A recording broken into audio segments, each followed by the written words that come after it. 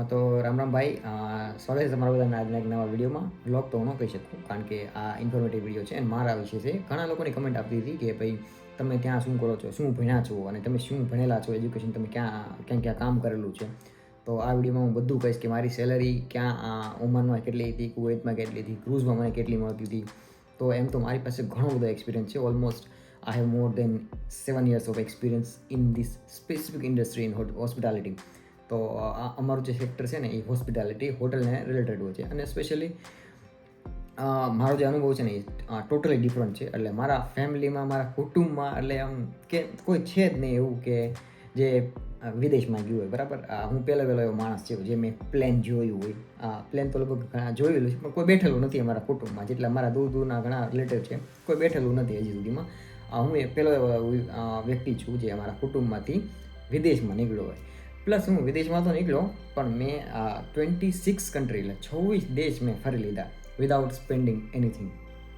તો મારી પાસે કોઈ પણ બેક સપોર્ટ નથી. બરાબર, એટલે આ વિડીયો છે ને હું એમના માટે થોડુંક ઇન્સ્પિરેશન, એટલે કે થોડીક આમ શું કહેવાય ઇન્સ્પિરેશન ગુજરાતીમાં, કે થોડુંક ઓલું થાય કે ભાઈ આ વ્યક્તિને પાછળનું કોઈ પપ્પાનું, કોઈ ફેમિલીનું કોઈનો હાથ નથી. બરાબર, એટલે હાથ એટલે support. I mean I don't know how to say it.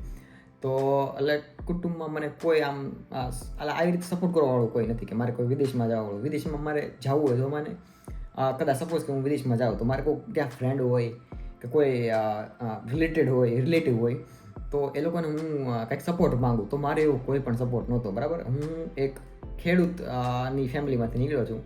મેં જ્યાં સુધી મેં મારી કોલેજ બહાર પૂરું કર્યું ને ત્યાં સુધી મેં ખેતી કામ જ કર્યું છે ભાઈ. એટલે હું ચોખ્ખી ભાષામાં કહું છું ભાઈ, ઢેફા પોડ્યા છે, પછી કપા વીણ્યો છે, નીંદવાય ગયો છો, ઝારે વાટી છે, ઢોર છારવાય હું ગયો છું, ભલામણા બધું કામ મેં કરેલું છે. તો એટલે as a farmer I am really proud to be a farmer, son of farmer હું એવું કહી શકું. તો અત્યારે હાલમાં હું તુર્કીમાં છું એન્ડ તમે હું કહી શકું કે ભાઈ 26થી 27મી કન્ટ્રી છે આ મારી. ઓલમોસ્ટ બધી કન્ટ્રી મેં ઘણી ખરી કન્ટ્રી મેં ટ્રાવેલ કરી લીધી ફ્રી ઓફ કોસ્ટમાં. I haven't spend anything from my pocket.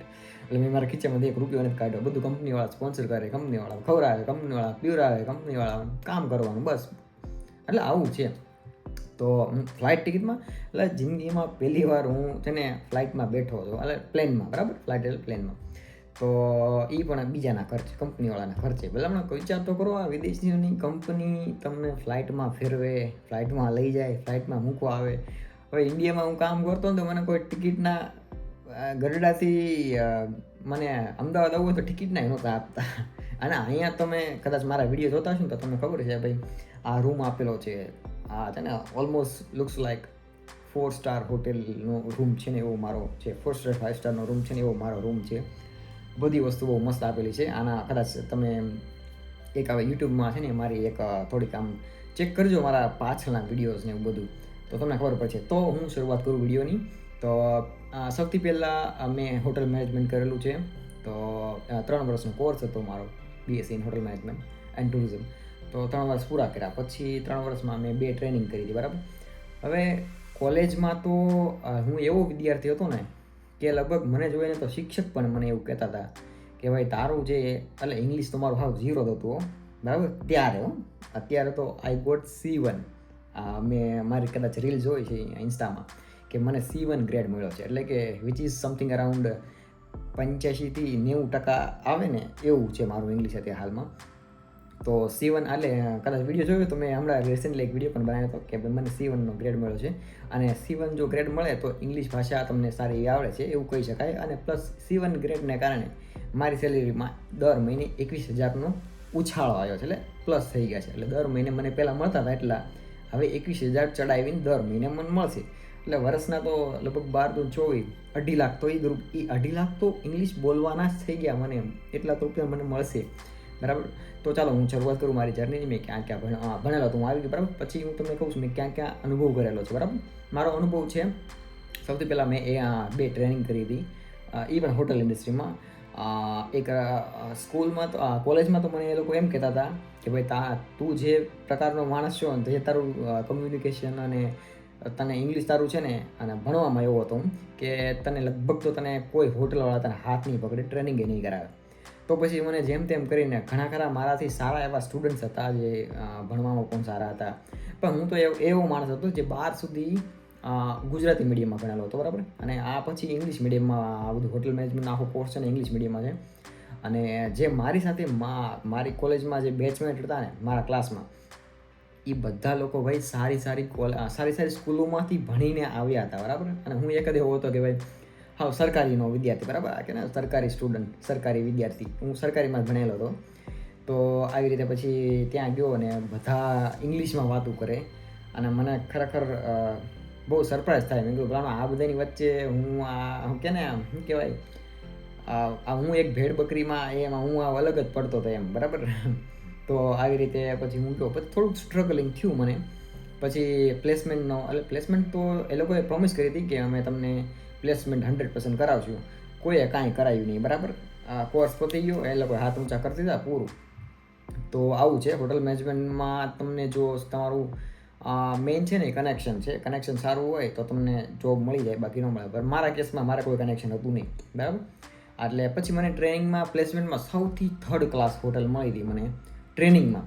બધા સારી હોટલમાં જતા હતા, 5 સ્ટાર હોટલમાં, મેરિયટ, હિલ્ટન, તાજ, બધી સારી હોટલમાં જતા, 5 સ્ટાર હોટલમાં. એક તો ત્યાં ગધેડાની જેમ કામ કરવાનું, બરાબર. અને સ્ટાઇપેન્ડમાં લગભગ 2-5 હજાર રૂપિયા આપે, બરાબર. અને ફૂલ કામ કઢાઈ લે. અને ઘણા ખરા એવા વિદ્યાર્થીઓ અમે હતા ને કે અમારા ક્લાસમાં 50-60% વિદ્યાર્થીઓ જ્યારે ઇન્ટર્નશીપમાં ગયા ને ત્યાં એ લોકો હાથ ઊંચા કરી દે કે ભાઈ આ કામની વસ્તુ નથી, આપણે હાર્ડવર્ક જ એટલું કરાવે અહીંયા ઘણી નાખે ભલામણા, એવા માણસો. તો એ જેમ તેમ કરીને પછી મને એક 3rd ક્લાસ હોટલ મળી હતી, 3 સ્ટાર, રાજકોટમાં. તે એ બાજુમાં છે, ત્યાં અમારી એક શું કહેવાય એક્સ સ્ટુડન્ટ ત્યાં HR મેનેજર બની. તો એના કોન્ટેક્ટથી મને કે વાત થઈ ગઈ કે આવી જાવ એમ. પછી ત્યાં મેં 6 મહિનાની ટ્રેનિંગ કરી. એના પછી મેં 6 મહિનાની બીજી ટ્રેનિંગ કરી જે મેરિયટ સેટેલાઇટ રોડ ઉપર છે ને, મેરિયટ, કોર્ટયાર્ડ બાય મેરિયટ. તો ત્યાં મેં 6 મહિના કર્યા. એના પછી જોબ કાંઈ મળી નહીં મને ક્યાંય, બરાબર. મેં કેટલા લગભગ 2017-18માં મેં પૂરું કર્યું હતું. 18માં પછી મેં જોબ ચાલુ કરી હતી. મેં લગભગ 200થી વધારે હોટલોમાં મેં ફોન કર્યા હતા. વિચાર કરો, 200થી વધારે હોટલમાં લિસ્ટ બનાવી હતી કે ભાઈ ફોન કરવા જ મેળો, રિઝ્યુમ નાખવા જ મેળો. કોઈએ કાંઈ જવાબ આપ્યો નહીં ભલામણા. પછી ફાઇનલી મને એક જગ્યાએ મને ઓફર મળી, હયાત જે છે ને વસ્ત્રાપુરની હયાત. તો ત્યાંથી મને કોલ આવ્યો કે ભાઈ હા તમે ઇન્ટરવ્યૂ છે તમારું. અને એ ટાઈમે હું વાડીએ હાથી આંકતો હતો ભાઈ, વિચાર કરો. ત્યારે મારા જે HRથી કોલ આવ્યો હતો કે ભાઈ તમારું એક ઇન્ટરવ્યૂ છે હમણાં કલાક પછી તમારું ઇન્ટરવ્યૂ છે, વિડીયો કોલથી ઇન્ટરવ્યૂ લેવામાં આવશે, તો રેડી થઈ જાય છો. હા, પછી હાથી આંકતો. હાથી મેં ત્યારે અમારે બળદ હતા ત્યારે, અને બીજાનું ભાગ્ય મેં રાખ્યું હતું, બરાબર. એટલે આ કન્ડિશનમાં હતો. હું વિચાર કરું આખી સ્ટોરી કરશે જી, મસ્ત ઇન્ટરેસ્ટિંગ પાર્ટ તો હવે ચાલુ થશે તમને. તો એ પછી હાથી આંકતા મેં હાથી મૂક્યું અને ઢોર ચોળ્યા તો નહોતા, પણ મેં મારા પપ્પાને કહ્યું કે તમે ઘડીક ધ્યાન રાખજો, તો હું ઇન્ટરવ્યૂ દેતા હોઉં. પછી હાથી મૂકીને પછી હું ગયો ખેતરનું મકાન હતું ને ત્યાં જઈને મેં ઇન્ટરવ્યૂ આપ્યું. વિચાર કરો આ સિચ્યુએશનમાં હું નીકળ્યો છું. મને I still remember the situation, મને હજી પણ એ પરફેક્ટ યાદ છે કે મેં કઈ જગ્યાએ ઇન્ટરવ્યૂ દીધું હતું. ને તો આવી રીતનું ઇન્ટરવ્યૂ દીધું. પછી એને કીધું કે હા તમારો હજી બીજો રાઉન્ડ છે, હવે GM ઇન્ટરવ્યૂ લેશે. તો એ GM હતો, એનું નામ તો મને એવું યાદ બોલાઈ ગયું છે, પણ એને મને કીધું, મને કે કાંઈ વાંધો નહીં, ફ્રેશર છો આવી જા. પણ એને હું છે ને વંદન કરું છું કે ભાઈ મારા પાસે કાંઈ આવડતું નહોતું, મારા હરખી રીતે હું પ્રશ્નના જવાબ પણ નહોતા આપી કે એને, પણ એને મારું બોલવાની ઓલી સારી લાગી હતી. તો કાંઈ વાંધો નહીં કે આવી જાઓ એમ. પછી હું વહેલી વાર ગયો. મેં કીધું હા એક તો જોબ મળી આફ્ટર ટુ મેની એટેમ્પ્સ. હા, બહુ મેં પ્રયત્ન કર્યા જોબ માટે, કોઈ હાથ ન પકડ્યો. ઘણા ફ્રેન્ડને પણ મોકલ્યા, ફ્રેન્ડ પણ કામ કરતા હતા, કોઈ હાથ ન પકડ્યો, કોઈએ કાંઈ કીધું નહીં. એટલે આમ કાંઈ સપોર્ટ નહોતો મળ્યો એમ. પછી આવી રીતે મને એક રિઝ્યુમે મોકલા ને એનો એક ફાયદો થઈ ગયો મને કે ભાઈ બહુ રિઝ્યુમે મોકલા, પણ ત્યાં એમની પ્રોફાઇલ એમની સ્ટોરેજમાં પીડ્યા છે એમ. કે પછી એ લોકો જોતા કોલ કરતાં કરતાં મારો વારો બાય મિસ્ટેકલી આવી ગયો. 1 વર્ષ મેં હયાતમાં કામ કર્યું વસ્ત્રાપુરમાં. પછી ત્યાંથી કામ કરતાં કરતાં 1 જ વર્ષ જેવું થવા આવ્યું હતું.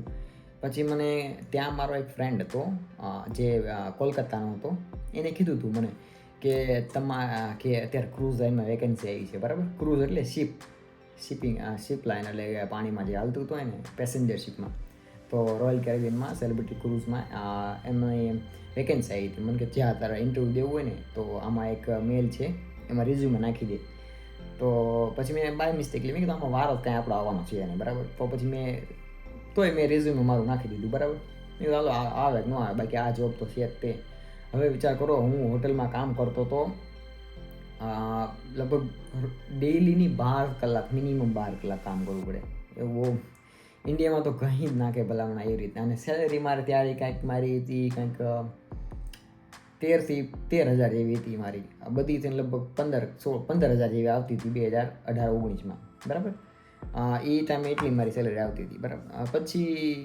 પછી મેં ઇન્ટરવ્યૂ દીધું, એટલે ઇન્ટરવ્યૂ નહીં, સિલેક્શન આવ્યો. એમનો કોલ આવ્યો મુંબઈથી કે કાલે સવારે 9 વાગે તમારું ઇન્ટરવ્યૂ છે. મેં કીધું હવે, અને સાંજે મારી ડ્યુટી હતી. પછી ડ્યુટીમાંથી મેં ફોન કર્યો દિવસે કે ભાઈ આજે હું નહીં આવી શકું, આ સાંજે નાઇટ નહીં કરી શકું કારણ કે હું બીમાર છું. આવું બહાનું કાઢીને સાંજની ટ્રેનમાં 9 વાગ્યાની ટ્રેનમાં હું ઇન્ટરવ્યૂ દેવા મુંબઈ બેસી ગયો. જનરલમાં ભલામાં. જનરલની તો તમને સિચ્યુએશન ખબર જ છે ઇન્ડિયામાં કઈ રીતની છે. ઊભા હું આ યાદ રાખજો ભાઈ, અમદાવાદથી ઊભા જો તમે મુંબઈ સુધી પહોંચી શકતા હો તો ઓ માય ગોડ, 9 થી 10 કલાક 10 કલાક જેટલી મુંબઈ દૂર છે, બરાબર. અમદાવાદથી હું રાત્રે સાંજે હું 9 વાગે બેઠો, સવારમાં 6 વાગે લગભગ પહોંચી ગયો હતો. પછી ત્યાંથી આમ કપડાં રેડી કરીને મોઢું ધોઈને ઇન્ટરવ્યૂ દેવા. પછી એની કન્સલ્ટન્સી હતી. કન્સલ્ટન્સી એટલે એનો હાયરિંગ પાર્ટનર છે, જેનું નામ તો હું નહીં લઉં.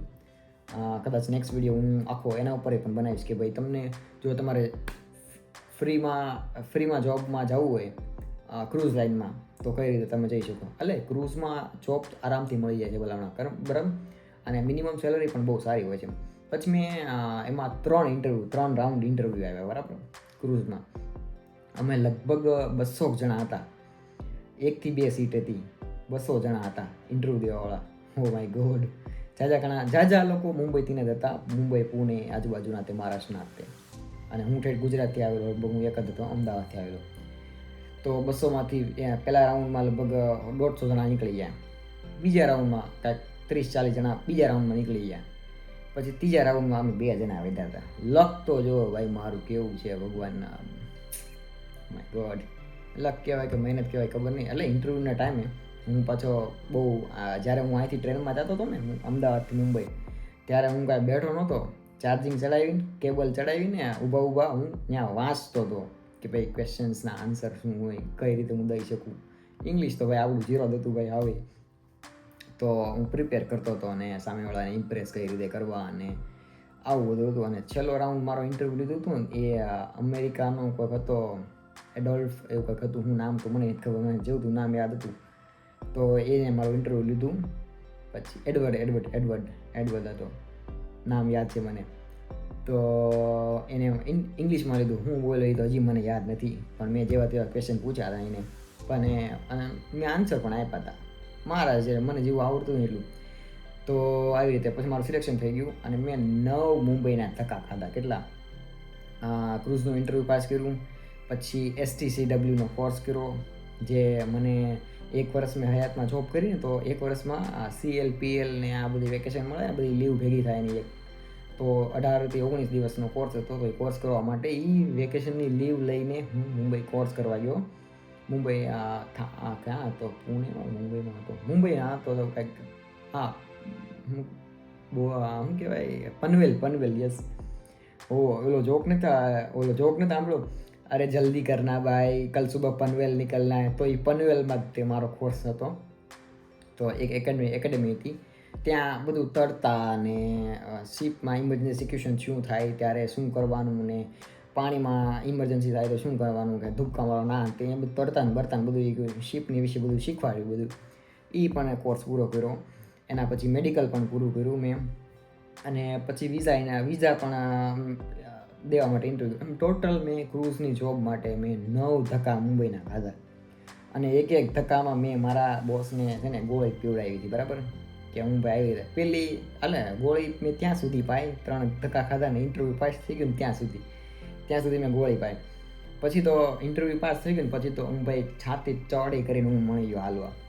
મેં કીધું હવે ગમે થાય બરાબર, હવે તો કહી દેવું છે બોસને. મેં કહી દીધું. તો એને મને કીધું કે મારો બોસ હતો સંદીપ કર કરીને હતો, બંગાળી હતો. સારો પાસ થઈ ગયો. મને કે કોંગ્રેચ્યુલેશન, સારું કીધું. પણ થોડુંક તો મને એવું લાગ્યું આને ગમ્યું નહીં, કારણ કે એનો સ્ટાફ એવો જાય ને એમ. તો કોંગ્રેચ્યુલેશન કીધું આમ તેમ બધું. મને કે સારું, વાંધો નહીં તમ તારે. પછી છેલ્લે જ્યારે મારું રિઝાઇન મેં આપ્યું ને છેલ્લે જતા તો એને નહોતું ગમ્યું. હવે ગમ્યું હું ને એ તો મને નથી ખબર, હું લેવા એને નથી ગમ્યું. મને ના પડતો, મને કે ત્યાં કરિયર સારું નથી, નામ ને તેમ. મેં કીધું ગમે એ થાય. ત્યારે મારી સેલેરી હતી $900. $900 એટલે સમથિંગ અરાઉન્ડ ત્યારના 60,000 જેવું થતું હતું, 55,000 થી 60,000 જેવું એ ટાઈમે 2018-19-20. એટલે પછી ત્યાં ગયો, ક્રૂઝમાં ગયો. પછી જેવો ત્યાં ક્રૂઝમાં ગયો ને 1 મહિનામાં મારી સેલેરી થઈ ગઈ $1,000. $1,000 એટલે સમથિંગ અરાઉન્ડ ત્યારે કાંઈક 60-62 રૂપિયા હતા $1નો ભાવ 2019-20. હા, એટલે એટલા કાંઈક હતા. તો હું $1,000 દર મહિને ઘરે મોકલતો હતો. 60-65,000 રૂપિયા જેવું નીકળતું, બરાબર. એના પછી કોવિડ આવી ગયો. એટલે પછી હું કાંઈ ક્રૂઝમાં જઈ શક્યો નહીં. પછી મેં એ કોવિડમાં મેં ઇન્ડિયામાં જોબ કરી, 1.5-2 વર્ષ જેવું જોબ કરી હતી. અમદાવાદમાં બોપલમાં રેસ્ટોરન્ટમાં જોબ કરી. ત્યાં કાંઈક 18,000 જેવું મળતું હતું, 15 થી 18 જેવું મળતું હતું. એ 2 વર્ષ કરી. ત્યાં પછી મારા એન્ગેજમેન્ટ ને એવું બધું થઈ ગયું. અને પછી ગયો. એના પછી મારા ફ્રેન્ડ છે, એટલે મેં રેન્ડમલી મેં એપ્લાય કરેલું છે કે ખબર નહીં કઈ રીતે, મને યાદ નથી. પણ ત્યારે મારા એક યસ સર કરીને હતા, એટલે મારા સિનિયર હતા. એમને એ ત્યાં પહેલાં નોકરી કરતા હતા કુવૈતમાં, જુમેરામાં. તો એટલે અમારું કનેક્શન છે ને સિમિલર મળતું હતું. અને એને મને કોન્ટેક્ટ કર્યો, એ જે પેસ્ટ્રી શેફ હતો ને એને, કે ઇન્ડિયન આપણે કોઈ પણ ઇન્ડિયનને જ લેવી એમ. તો એના પહેલાં એ જગ્યાએ મારા જે સિનિયર હતા ને, યસ સર કરીને હતા, એમને હાલમાં તો એ અત્યારે કેનેડામાં છે. તો એને કનેક્શનથી એટલે એમને કીધું કે ઇન્ટરવ્યૂ બધું થઈ ગયું. પછી મારા વાતમાંથી વાત થઈ કે મેં જુમેરામાં ઇન્ટરવ્યૂ આપ્યું છે એમ. તો એ કે હા, એ કે પહેલાં હું ત્યાં જોબ કરતો હતો. પછી એને વાત કરી મારા પેસ્ટ્રી શેફ જે ઇન્ટરવ્યૂ લીધું ને એની હારે ડાયરેક્ટ.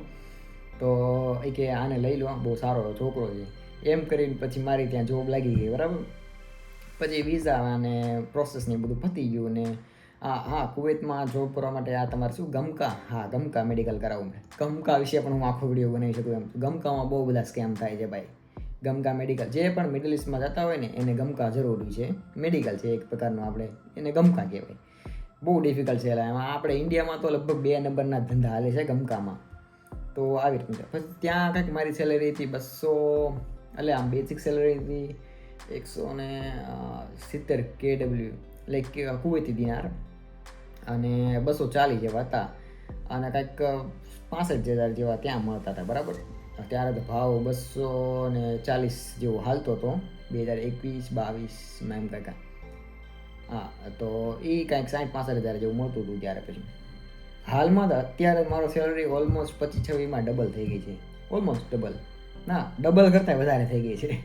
હા, કારણ કે ડોલરનો ભાવ નીચે છે એટલે અમારી સેલરી ઉપર. તો અમારી સેલરી રોજ વધે છે. વધારે તો કોણ, મોદી સાહેબના કારણે. આમ મોદી સાહેબ નહીં પણ ઇકોનોમી કારણે અમારી સેલરી રોજ વધે છે અત્યારે, આવું છે. અને પછી ત્યાં 2 વર્ષ કાઢ્યા. પછી ત્યાંથી 2 વર્ષ કાઢીને પછી મને એક નવી જોબની ઓફર મળી. કારણ કે હું મારું જે કન્ટેન્ટ હતો અને સારી હું પોસ્ટ કરતો હતો, જે હું બનાવતો હતો, હું કાંઈ મારો અનુભવ હતો, એ બધી હું છે ને લિંક્ડઇનને થ્રુ મારા પોસ્ટ કરતો હતો. તો આવી રીતનું પછી મને ત્યાંથી એક બીજી જોબની ઓફર આવી. જોબની ઓફર તો મારે ત્યારે ઘણી બધી આવી હતી. પણ કુવૈતના નિયમ એવો છે કે તમે 3 મહિનાનો રિઝાઇન પીરિયડ હોય, બરાબર. તો 3 મહિનાના રિઝાઇન પીરિયડમાં કોઈ આપણને હાથ પકડે નહીં. પણ ત્યાંથી હું ઓમાન ગયો. ઓમાનમાં મારી સેલરી કાંઈક બધી થઈને 250 બેઝિક હતી, પણ સર્વિસ ચાર્જ ને બધું મને 350 થી 400 ઓમાની રિયાલ મને સેલરી મળતી હતી. તો એટલે હું તમને એક વાત કહું કે ક્રૂઝમાં છે ને મેં બધા જ કન્ટ્રી એક્સપ્લોર કરી લીધા છે. યુરોપમાં લગભગ 90% યુરોપ કવર થઈ ગયું હતું બધા. એટલે અમારા શિપમાં એવું હોય કે એટલે હું થોડુંક વચમાં લઉં છું શિપનું, કારણ કે મેં સિંગાપોર, દુબઈ, થાઈલેન્ડ આ બધી કન્ટ્રી મેં ફરી લીધી છે. તો ફૂલ મજા આવી ગઈ હતી ત્યારે. આ બધું 2019-20ની વાત કરું તો. હવે ઓમાન તમે પાછું લઈ લો. ઓમાનમાં મને કંઈક અંદાજે 80,000 જેવા મળતા હતા. એટલે ત્યારે કંઈક 220 રૂપિયા જેવું હતું ઓમાની રિયાલનું ઇન્ડિયામાં ભાવ. અત્યારે 240-50 રૂપિયા જેવું થઈ ગયું છે. એટલે હવે પાછું વધી ગયા. એટલે કારણ કે રૂપિયો નબળો પડે છે દિવસે ને દિવસે, એના કારણે હવે ભાવ વધી ગયા. બરાબર. એ ટાઈમે મને કંઈક 70-80,000 જેવા મળતા હતા ઓમાનમાં. હા, એટલા જ થતા છે 80-85 જેવા. તો ક્યારેક એટલે હોટલ સારી ચાલે તો સર્વિસ ચાર્જ અમને વધારે મળે. બરાબર. એનો એઝ અ બોનસ તરીકે અમે સર્વિસ ચાર્જ, કારણ કે તમે કદાચ હોટલ ઇન્ડસ્ટ્રીમાં કામ કરતા હો તો તમને ખબર છે કે સર્વિસ ચાર્જ એટલે શું. તો ક્યારેક મારી સેલરી 1 લાખ આજુબાજુ પણ વહી જતી હતી ઇન્ડિયન કરન્સીમાં. એટલે ઓમાની રિયાલમાં ને ઇન્ડિયન કરન્સીમાં એટલી વહી જતી હતી એમ. અને પછી ત્યાં આગળ 2 વર્ષ મેં ત્યાં કાઢ્યા. હું ત્યાં પછી મેરેજ પછી મારી વાઈફને પણ ત્યાં લઈને ગયો. 6-7 મહિના અમે સાથે પણ રહ્યા. એના પછી મેં કીધું, પછી ત્યાંથી મારો જે એક્સ બોસ હતો ને, અહીંયા હું ટર્કીમાં ત્યારે કઈ રીતે આવ્યો ખબર છે? મારો એક્સ બોસ હતો કુવૈતમાં, જે મારો પેસ્ટ્રી શેફ હતો ને બીજો, એને મારું કામ સારું લાગ્યું. મારું વિચારવાણી ને વર્તન એને મારું બહુ સારું લાગ્યું. તો હું ઓમાનમાં જોબ કરતો. Oman is the best place to work in the world. I think હું એવું કહી શકું, કારણ કે ઓમાનમાં રજાઈ એટલી મળતી હતી ને, ફૂલ મજા આવતી હતી ભલામણા. હું અનંતારામાં જોબ કરતો હતો, સલાલા સિટી ઓમાનમાં કામ કરતો હતો. બહુ મસ્ત જગ્યા છે યાર. આમ શુદ્ધ હવા, શુદ્ધ પાણી, બધી વસ્તુ મને ત્યાં મળી રહી હતી. મેં કીધું હવે આ ઓમાન આપણું લાસ્ટ ડેસ્ટિનેશન છે, આની પછી મારે ક્યાંય નથી જવું. પણ જિંદગીને કંઈક બીજું જ મંજૂર હતું. થોડીક લાલચ વધી ગઈ આપણે. એટલે પછી મારા બોસે મને કોલ કર્યો. 2 વર્ષ થવા આવ્યા હતા મારા ઓલમોસ્ટ ઓમાનમાં, અને પ્રમોશન પણ મળવું હતું. પછી મારા બોસનો કોલ આવ્યો મને કે તારે અહીંયા આવવું છે. એ અત્યારે હાલમાં એ અહીંયા જ છે. તો એને મને કોલ કર્યો, મને કે તારે આવવું છે. એટલે મેં શું કે મજાકમાં કહી દીધું. મેં કીધું સાહેબ અહીંયા તો મને બહુ મજા આવે છે ઓમાનમાં. કારણ કે ઓમાનમાં છે ને આખા મહિનામાં તમને લગભગ 12 થી 13 રજા મળે છે. બરાબર. અઠવાડિયામાં 2 રજા હોય છે કમ્પલસરી, એ હોય જ છે. બરાબર. પ્લસ તમને 2.5 દિવસ એ તમારી જે વેકેશનમાં થતા હોય ને એડ, એટલે 1 વર્ષ કામ કરો ને તો તમને 1 મહિનો વેકેશન મળે. એટલે એ 2.5 દિવસ રોજના 1 મહિનાના એડ થાય. તો 8 ને 2 10, 10.5 દિવસ એ થઈ ગયા. પ્લસ 2 થી 3 પીએચ એટલે પબ્લિક હોલિડે. ઓમાનમાં લગભગ 14 થી 15 થી 16 આખા વર્ષમાં આવે છે રજા. તો એ બધી થઈને મહિનામાં લગભગ તમને 12 થી 13 કા 14 દિવસ તમને રજા હોય છે મહિનામાં. તો કામ કેટલું દી કરવાનું? કામ કરવાનું ખાલી 16 થી 17 થી 18 દિવસ એટલું કામ કરવાનું આખા મહિનામાં. બાકી બેઠા બેઠા પગાર મળે. બહુ મજા આવતી યાર. ફૂલ ટાઈમ મળતો. ત્યાંથી જ મેં મારા વિડીયોની શરૂઆત કરી હતી, કારણ કે મને બહુ ટાઈમ મળતો હતો અને બોરિંગ ફીલ થતું હતું. મેં થોડુંક ચલો let's explore the social media. તો મને પછી વિડીયો બનાવવા માંડ્યો. પછી મને બહુ મજા આવી વિડીયો બનાવવામાં. મને ઘણા ગુજરાતી ફેમિલી પણ મને ત્યાં મળી ગયા વિડીયોને કારણે, સોશિયલ મીડિયાના માધ્યમથી.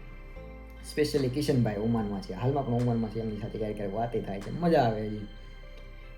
ત્યાંથી પછી આવી રીતે મેં મજાકમાં કીધું સેલરી મારી બોસ અહીં તુર્કીમાં છે ને, મેં કીધું સેલરી મારી ડબલ કરી દો, અહીં છે એના કરતાં ડબલ, તો આવું હું.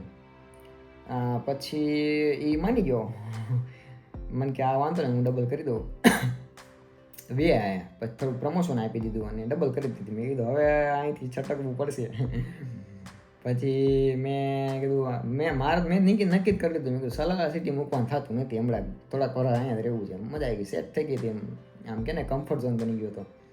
અને કામ ઓછું હતું ત્યાં. નાનો એવો રિસોર્ટ હતો, અનંતારા કરીને હોટલ છે સલાલામાં. પછી ત્યાંથી હું સીધો અહીંયા આવ્યો હતો ઓમાનથી. મારા બધા શું કહેવાય રિઝાઇન આપીને પછી સીધો હું અહીંયા આવ્યો હતો, અહીં તુર્કીમાં.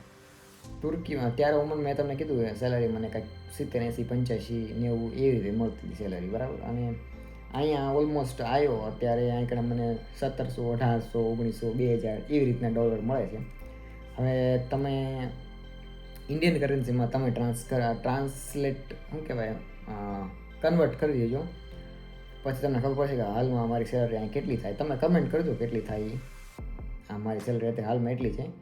હવે અહીંયા હું કરન્ટલી અત્યારે હું અહીં છું. કદાચ મારા વિડીયો જોશો તો તમને ખબર પડશે કે ભાઈ ટર્કી કેવું કન્ટ્રી છે. ખરેખર અહીં ટર્કી વિશે હું થોડુંક કહું કે ટર્કી બહુ જ મસ્ત કન્ટ્રી છે યાર. અહીંના લોકો પણ સારા છે. કારણ કે પછી અહીંયા આપણે સ્ટાર્ટિંગ હું ત્યારે આવ્યો હતો ને, હું જ્યારે પેલો આપણે ટર્કીમાં કહેતા હતા ને કે આ બાયકોટ કરું એની, ત્યારે હું અહીંયા આવ્યો હતો. અને ઘણા લોકો મને કમેન્ટ કરતા કે ભાઈ તું ગયો ને હાવ ન્યા ગયો ભલામણા. પણ મારે આ બધું આ તમારા જે ઢીંગાણા થયા ને એ પહેલાં હું મારું બધું વિઝા બધું એપ્રૂવ થઈ ગયું હતું. પછી હું એ પહેલાં વી આવ્યો હતો અહીં કણે, બરાબર.